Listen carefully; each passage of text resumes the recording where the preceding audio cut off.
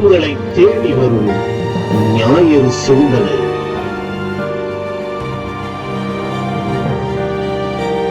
இறைவார்த்தை இல்லந்தோறும் நாளும் கேட்க உள்ளம் மாறும்.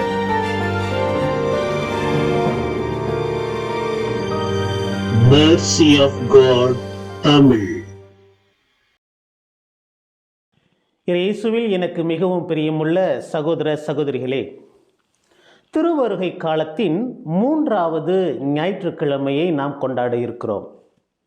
அன்புக்குரியவர்களே, கடந்த வார ஞாயிற்றுக்கிழமையின் போது நமது நற்செய்தி வாசகத்திலே புனித லூக்கா நற்செய்தியிலிருந்து திருமுழுக்கு யோவான் அங்கு கூடியிருந்த மக்களை திருமுழுக்கு பெற்று மனம் திரும்புங்கள் என்று ஒரு அழைப்பு விடுத்ததை நாம் பார்த்தோம். அதாவது, நீங்கள் திருமுழுக்கு பெற்று மனம் திரும்புங்கள் என்று சொல்லி மக்களை அழைத்ததை நாம் பார்த்தோம். அதனைத் தொடர்ந்து வருகின்ற நிகழ்ச்சியாக மீண்டும் திருமுழுக்கு யோவான் மக்களுக்கு எப்படி தங்களையே தயார் செய்ய வேண்டும், எப்படி வருகின்ற மெசியாவை ஏற்றுக்கொள்ள நாம் நம்மை தயாரிக்க வேண்டும் என்பதை குறித்து இன்றைய நாளின் நற்செய்தியிலே நாம் பார்க்கிறோம்.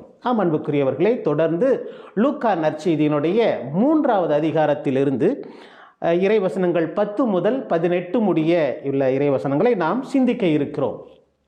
அன்புக்குரியவர்களே, இன்றைய திருவருகை காலத்தின் 3வது ஞாயிற்றுக்கிழமையை நாம் மகிழ்ச்சியின் ஞாயிற்றுக்கிழமை என்று கொண்டாடுகிறோம். ஏன் இது மகிழ்ச்சியின் ஞாயிற்றுக்கிழமை அப்படின்னு பார்த்தோம்னா, இது ஏற்கனவே நமக்கு மெசியா வரப்போகிறார், நமக்கு வாழ்வு தரப்போகிறார், நம்மை மீட்க ஒரு மீட்பர் பிறக்கப் போகிறார் என்கிற ஒரு மகிழ்ச்சியை நமக்கு ஏற்கனவே தருகின்ற ஒரு ஞாயிற்றுக்கிழமையாக இந்த ஞாயிற்றுக்கிழமையை நாம் கொண்டாடுகிறோம். எனவே ஒவ்வொரு ஆண்டும் இந்த 3வது திருவருகை காலத்தினுடைய ஞாயிற்றுக்கிழமையை நாம் மகிழ்ச்சியின் ஞாயிற்றுக்கிழமையாக கொண்டாடுகிறோம்.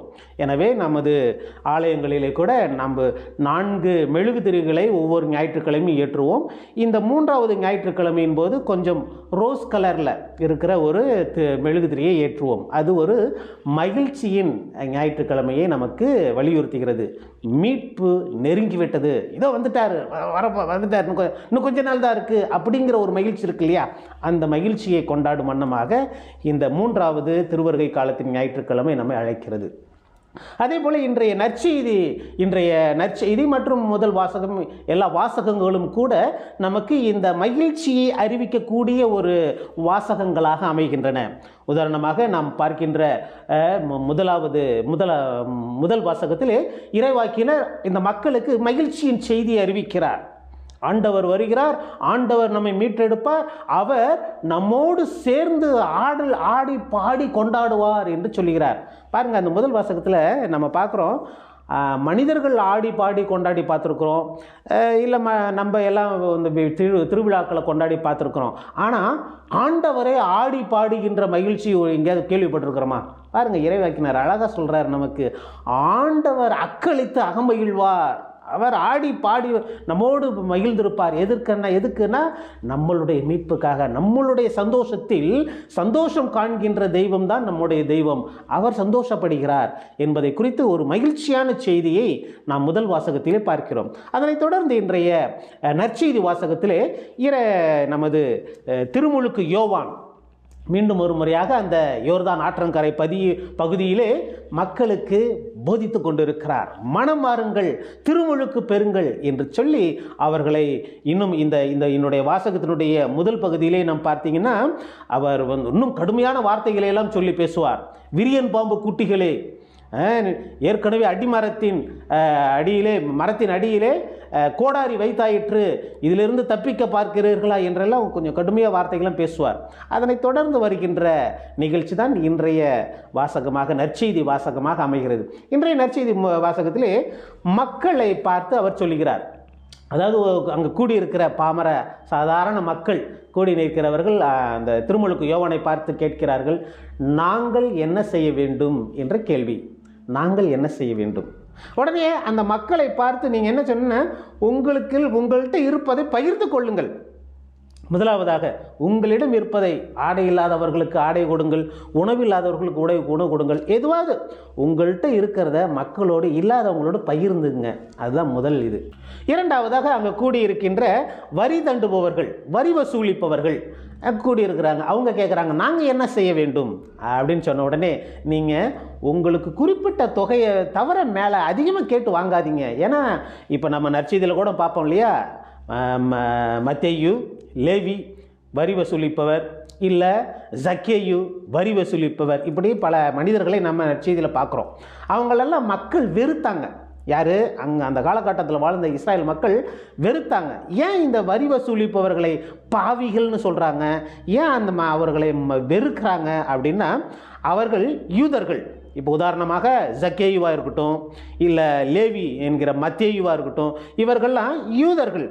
ஆனால் யூதர்களாக இருந்து கொண்டு யூத மக்களிடமிருந்து வரி வசூலித்து இவங்க யாருக்கு கொடுக்குறாங்க? ரோமையர்களுக்கு கொடுக்குறாங்க. ரோமியர்கள் யார்? அங்கே ஆட்சி செய்து கொண்டு இருக்கிற ஒரு இஸ்ராயல் மக்களை ஆட்சி செய்து கொண்டு இருக்கிற ஒரு அரசாங்கம். எனவே இஸ்ராயல் மக்கள்கிட்ட இருந்து வரி பிடுங்கி ரோமியர்களுக்கு கொடுத்துக்கிட்டு இருக்கிறதுனால இவர்களை எல்லாம் இஸ்ராயல் மக்கள், அங்கே இருந்த மக்கள், யூத மக்கள் என்ன நினச்சாங்க? இவர்களும் பாவிகள். ஏன்னா நம்ம இனத்துக்கு எதிராகவே நம்மக்கிட்ட காசு பிடுங்கி எதிரிகள்கிட்ட கொடுக்குறாங்களே அப்படிங்கிறதுனால அவர்கள் மீது அவர்கள் கோபம் கொண்டிருந்தார்கள். அவர்களை யாருக்குமே பிடிக்காது, அவர்கள்லாம் பாவிகள் அப்படின்னு சொல்லிட்டு ஒதுக்கி வச்சுருந்தாங்க. எனவே இப்போ பாருங்கள், இந்த இதில் அந்த வரி வசூலிப்பவர்கள் திருமுழுக்கு யோவான்ட்ட நாங்கள் என்ன செய்யணும் அப்படின்னு கேட்கும் பொழுது அவர் உலகா சொல்கிறார் பாருங்கள், உங்கள்கிட்ட என்ன கொடுத்துருக்காங்களோ அதை மட்டும் கேட்டுவாங்க. நீங்கள் என்ன பண்ணுறீங்க? ரோமையர்கள் வந்து நம்மக்கிட்ட மாதம் 100 ரூபா கொடுக்கணுன்னா என்ன பண்ணுறீங்க? நீங்கள் 150 ரூபா கேட்டு வாங்குறீங்க, 200 ரூபா கேட்டு வாங்குறீங்க, 100 ரூபாய் அங்கே கொடுத்துட்டு மீதி 100 ரூபாய் நீங்கள் வச்சுக்கிறீங்க, உங்களுக்கு சேர்த்து வரி வசூலிக்கிறீங்க. அது தப்பு, அப்படி செய்யாதீங்க என்று சொல்லி அவர்களுக்கு ஒரு அறிவுரை சொல்லுகிறார். மீண்டும் ஒரு முறையாக அங்கு வேறு ஒரு கும்பல் கூடியிருக்கிறது. அது யாருன்னா படை வீரர்கள். யாருக்கு? இந்த ரோமைய அதிகாரிகளுக்கு, ரோமைய அரசாங்கத்துக்குரிய படை வீரர்கள், சோல்ஜர்ஸ். அவர்கள்லாம் நாங்கள் என்ன செய்யணும் அப்படின்னு கேட்குறாங்க. பிரியமானவர்களை பாருங்கள், அவர்களுக்கு அழகாக சொல்கிறார், நீங்கள் போய் யார்கிட்டையும் மிரட்டி எதையும் பிடுங்காதீங்க. ஏன்னா உங்கள்கிட்ட அதிகாரம் இருக்குது. நீங்கள் வந்து ஒரு போலீஸாக இருக்கலாம், ஒரு மிலிட்ரியாக இருக்கலாம், ஒரு படை வீரராக இருக்கலாம், இல்லையா? அதுதானே. உங்களுடைய அதிகாரத்தை பயன்படுத்தி யாரிடமும் அதிகமாக பிடுங்காதீங்க, யார்கிட்டையும் அதிகமாக பிடுங்காதீங்க, உங்களுடைய அதிகாரத்தை பயன்படுத்த வேண்டாம் அப்படின்னு சொல்லி யாரையும் அச்சுறுத்த வேண்டாம். யார் மீதும் ஒரு பொய்யை சொல்லி நீ இதை பண்ணிட்ட காசு கொடு அப்படின்னு கேட்காதீங்க அப்படின்னு. நீங்கள் வந்து காவலாளிகள், நீங்கள் வந்து உங்களிடம் வந்து ஒரு மிகப்பெரிய பொறுப்பு ஒப்படைக்கப்பட்டு இருக்கிறது. என்ன பொறுப்பு? காவல் காக்க வேண்டிய பொறுப்பு. நீங்கள் வந்து பாதுகாவலர்கள். அதை விட்டுட்டு நீங்கள் எதையாவது ஒரு பொய்யை சொல்லி நீ அதை பண்ண, நீ வேகமாக போன, நீ மெதுவாக போன, நீ லைட்டு போட்ட, நீ லைட்டு போடலை, அதெல்லாம் இல்லாததெல்லாம் சொல்லி எதையாவது சொல்லி காசை பிடுங்கணும்னு சொல்லிட்டு காசை பிடுங்காதீங்க என்று சொல்லி பாருங்கள். அந்த திருமுழுக்கு யோவான் அந்த படை வீரர்களுக்கு சொல்கிறார். பிரியமானவர்களே, இப்போ பாருங்கள், இந்த 3 கேள்விகள், 3 பதில்கள், 3 கேள்விகளுக்கு ஒரே கேள்விதான், நாங்கள் என்ன செய்ய வேண்டும். ஆனால் அந்த கேள்வியை கேட்பவர்கள் 3 தரப்பான மக்கள் இனமாக இருக்கிறார்கள். முதலிலே சாதாரண பொதுமக்கள் கேட்கிறார்கள், நாங்கள் என்ன செய்ய வேண்டும். இரண்டாவது வரி தண்டுபவர்கள் கேட்கிறார்கள், நாங்கள் என்ன செய்ய வேண்டும். மூன்றாவதாக படை வீரர்கள் கேட்கிறார்கள், நாங்கள் என்ன செய்ய வேண்டும் என்று சொல்லி. பிரியமானவர்களை பாருங்கள், இந்த கேள்வி ஏற்கனவே அவர்களுக்குள்ள ஒரு மனமாற்றத்தை வரவழைத்திருக்கிறது. ஏன்னா அவங்களாம் நின்று கேட்டுட்ருக்குறாங்க. இந்த திருமுழுக்கு யோவான் வந்து பயங்கரமாக பேசுகிறாரு, விரியன் பாம்பு குட்டிகளே, வரப்போகும் சினத்திற்கு தப்பிச்சுக்கலான்னு பார்க்குறீங்களா? ஏன் நாங்களாம் ஆபிரகாமின் மக்கள் அப்படின்னு பெருமை தொட்டிக்கிட்டு இருந்தால் எங்கள் பாட்டன் முப்பாட்டன் பூட்டன் இவங்கெல்லாம் கிறிஸ்தவங்க, அதனால் நாங்களாம் பரம்பரையாக கிறிஸ்தவருங்க அப்படின்னு சொல்லிட்டுலாம் சொன்னால் மோசத்துக்கு போயிடலாம், நரகத்துக்கு தப்பிச்சுக்கலான்னு பார்க்குறீங்களா? அதெல்லாம் நடக்காது. நீ எந்த வழிமுறையாக இருந்தாலும் சரி, ஆபிரகாமுக்கு பேரனாக இருந்தாலும் சரி, ஆபிரகாம் வழி வந்த தலைமுறையாக இருந்தாலும் சரி, உங்கள் தாத்தா பாட்டியிலேருந்து கிறிஸ்தவங்களாக இருந்தாலும், ஆதி கிறிஸ்தவர்களாக இருந்தாலும் சரி, இல்லை நேற்று வந்த கிறிஸ்தவர்களாக இருந்தாலும் சரி, யாராக இருந்தாலும் சரி, நீ இந்த மாதிரி ஏமாற்றி மற்றவங்களுக்கு உதவி செய்யாமல் உன் அதிகாரத்தை பயன்படுத்தி மற்றவங்கள்ட்ட இருந்து பிடுங்கி இந்த மாதிரிலாம் பண்ணிக்கிட்டு இருந்தீங்கன்னா நீ மோட்சத்துக்கு நுழையவே முடியாது அப்படின்னு சொல்லிட்டு இருக்கிறதுனால பாருங்கள், இதை கேட்டுக்கிட்டு இருக்கிற மக்களுக்கு ஒரு ஆர்வம். ஐயோ, ஒரு பயம் ஐயோ எப்படி சொல்லிட்டாரு, ஒருவேளை நம்ம இதிலேருந்து நம்ம தப்பிச்சு வெளியே வர்றதுக்கு ஏதாவது சொல்யூஷன் இருக்கா, நம்ம போய் பரிகாரம் கேட்போம் இல்லையா, ஏதாவது சாமியாருங்கள்கிட்ட, ஏதாவது ஒரு கோயிலுக்கு போக வேண்டியது, சாமி இந்த மாதிரி வீட்டில் ஒரே கஷ்டமாக இருக்குது சாமி அப்படிமா. வீட்டில் எந்த வீட்டில் தான் கஷ்டம் இல்லை இல்லையா, எல்லா வீட்லேயும் கஷ்டம் இருக்குது. ஆனால் நம்ம போய் ஒரு சாமியார்கிட்ட உட்காந்து, சாமி குறி சொல்கிற சாமி, சொல்லுங்கள் சாமி என்ன அது மாதிரி வீட்டில் கஷ்டமாக இருக்குது சாமி, ஒரே காசு வர காசு நிற்க மாட்டேங்குது, வீடு பொத்துக்கிட்டு ஒழுகுது, அங்கே நிற்க மாட்டேங்குது இங்கே நிற்க மாட்டேங்குது அப்படிம்போம். நாமளே எல்லாம் சொல்லிடுவோம்.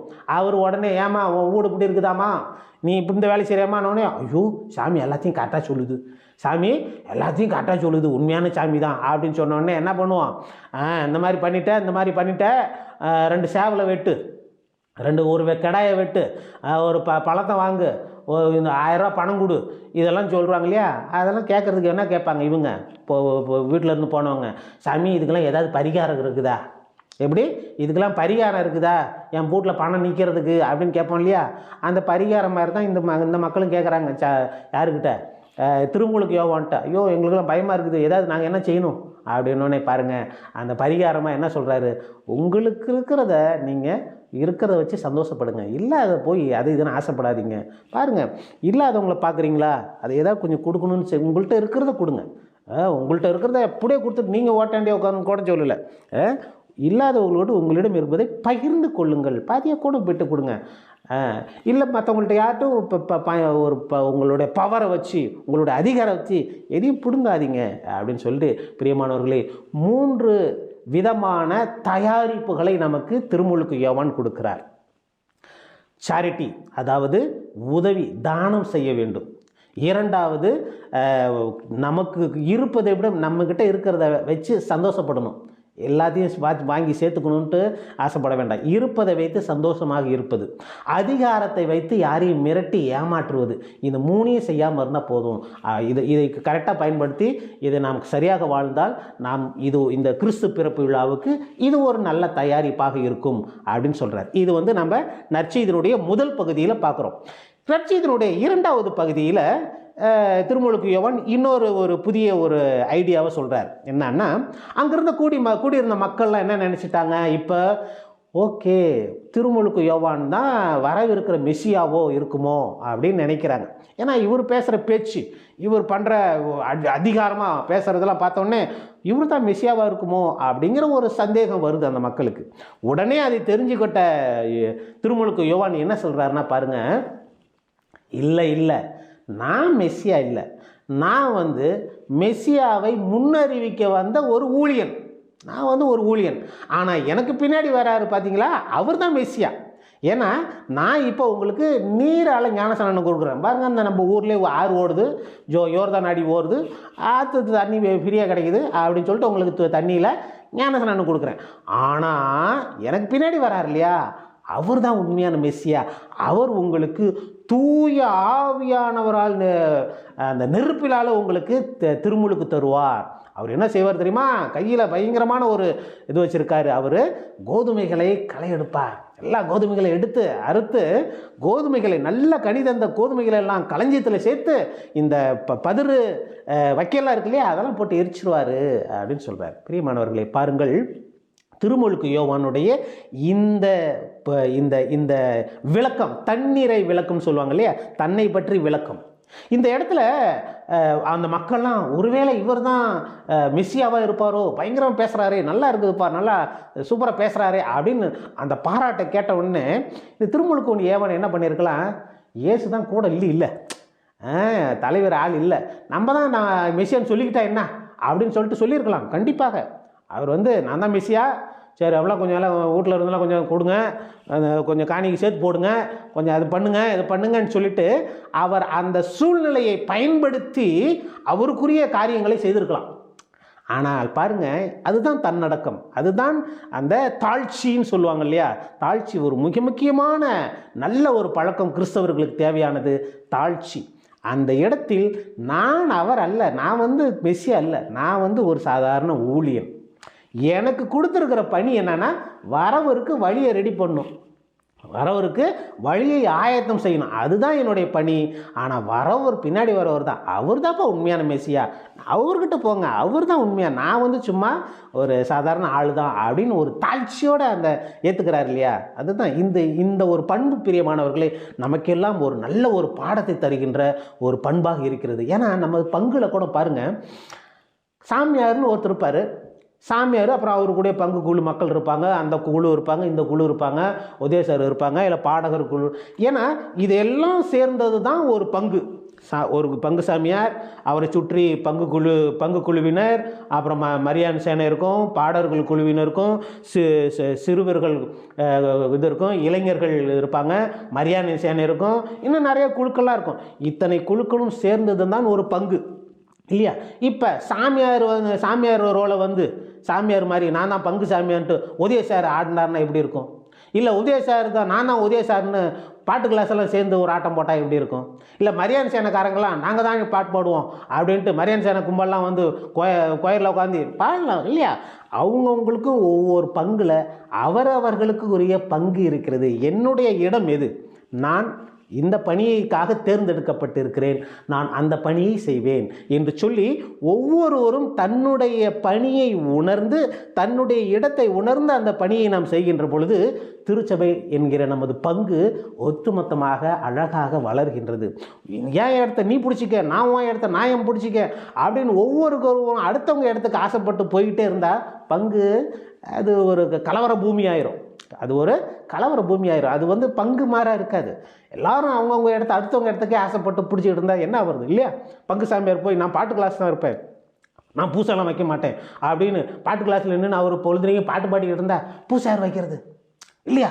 இல்லைப்பா பங்கு சாமியார் என்னப்பா பிரசம் வைக்கிறாரு, ஊருக்கு போனால் போதும் உதய சார் நான் பண்ணிக்கிறேன், நான் தான் சாமியார் அப்படின்ட்டு ஒரு ஆட்டம் போட்டால் எப்படி இருக்கும்? பிரியமானவர்களே, திருமுழுக்கு யோவானிடமிருந்து நாம் கற்றுக்கொள்ள வேண்டிய பாடம், என்னுடைய நிலையை நான் அறிந்து என்னுடைய பணியை நான் அறிந்து என்னிடம் கொடுக்கப்பட்ட அந்த பொறுப்பை நான் உணர்ந்து அதற்காக மட்டுமே நான் செயல்படுவது, அதுதான் திருச்சபை. அதுதான் நல்ல ஒரு பழக்கம்.